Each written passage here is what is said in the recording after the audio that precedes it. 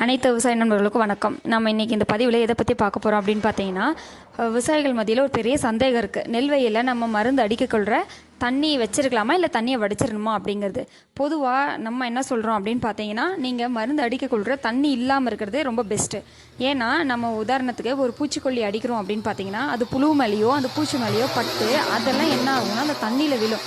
தண்ணியில் விழக்குள்ள அது என்ன ஆகுனா ஈஸியாகவே உயிர் பிழைச்சிக்கும். அப்போ நம்ம அடிக்கிற மருந்து வந்து பயனுள்ளதாக இருக்காது. நீங்கள் தண்ணி வடிச்சிட்டு சொல்லப்போனால் அந்த ஒரு நாள் ஃபுல்லாகவே நீங்கள் தண்ணி இல்லாமல் வச்சுருக்கிறது ரொம்பவே நல்லது. அது மயங்கி அந்த பூச்சோ புழுவோ மயங்கி கீழே விழக்குள்ள அதுக்கு சப்போர்ட் எதுவுமே இருக்காது. அதால் எந்திரிக்க முடியாமல் அப்போ அது வந்து செத்துரும்.